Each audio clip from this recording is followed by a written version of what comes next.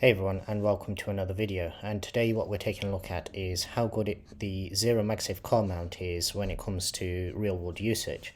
So I posted both an unboxing as well as a sort of follow-up video regarding this particular product. Yes, this product was sent to me, so sent to me for free. I wasn't paid or I wasn't told to say anything in particular in any of my videos. However, what I have been doing is using this particular product since I got it. I've been using it with a AliExpress leather case over my phone. I've also tested it with, I believe, the silicone case as well. And as you'll see from these particular videos, the cameraman unfortunately couldn't actually hold the camera steady enough because these particular roads are all very bumpy. Now what I've done is I've left the phone unlocked just so then you can actually see whereabouts in the frame it is. But essentially once you've attached this, it's not going anywhere. All of these roads that I've just gone over, for every intersection basically it has a sort of bricked area, and all of those bricked areas, because of obviously the roads aren't maintained properly, they sink down. So essentially every time you go over one of those, you're essentially driving down into a ditch. So you do have to slow down, otherwise you're going to end up damaging all your bushings and everything on your suspension. Now, during none of that process does the phone move at all. I've tested this over all sorts of roads. We'll be coming up to a little section once we go round the next corner where there's quite high speed bumps. So high, I'd probably say they're about a foot high. Some of that particular road is so uneven that basically you can't actually open your door without it hitting the pavement in certain areas. The camber is also very strange on that particular road.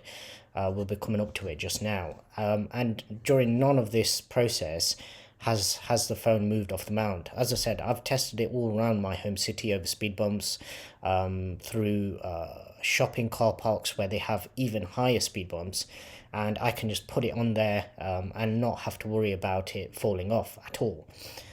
Some people have posted comments saying that theirs has fallen off with certain particular cases. So somebody did post about the Otterbox Magsafe case. Now, my recollection of Otterboxes, they tend to make really protective cases.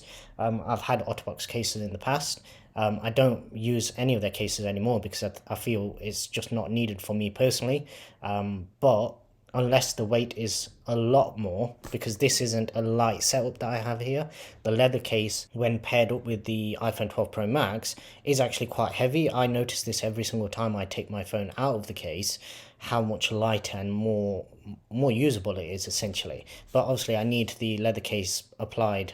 So this particular road, as you can see, I've gone over speed bumps. The phone hasn't moved at all, and it's just not an issue for me. I don't know whether it's the location where they've mounted it. So obviously I have it on my vent, and in a second what I'll do is just rotate it into landscape mode. I should have really done this before I started driving, but seeing as I'm not using the phone, hopefully it shouldn't be too much of an issue. But yeah, as you can see, I've rotated it.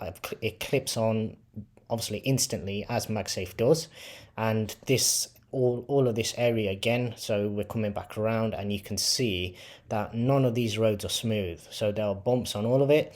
And this particular intersection that we're coming up to just now is possibly one of the worst, where it dips down and then back up again, as you saw from the car in front and as you saw from my car just there.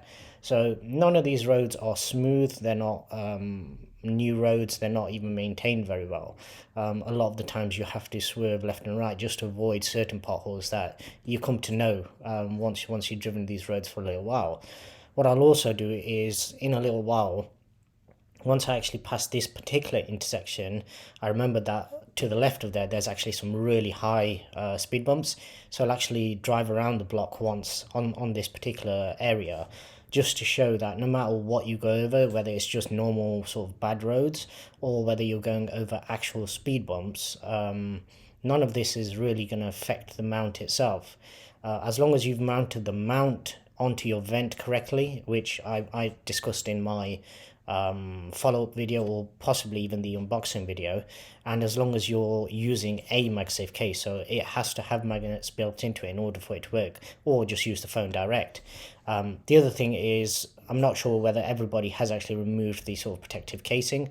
So this road that we're coming up to now has some really high speed bumps just either side of it. Yeah, so the actual MagSafe mount comes with some of the regions come with a protective seal around the actual rubber part, and you do have to remove that, otherwise obviously you're creating a barrier. But as you can see, no matter where I go, no matter what I do, no matter how I drive, this MagSafe mount has been perfect for me. I don't use the charging feature simply because I don't need to, but if you were to have it plugged in, it wouldn't make any difference to the operation of this particular device. And for me, as you can see, it works perfectly, so obviously I do recommend this product highly.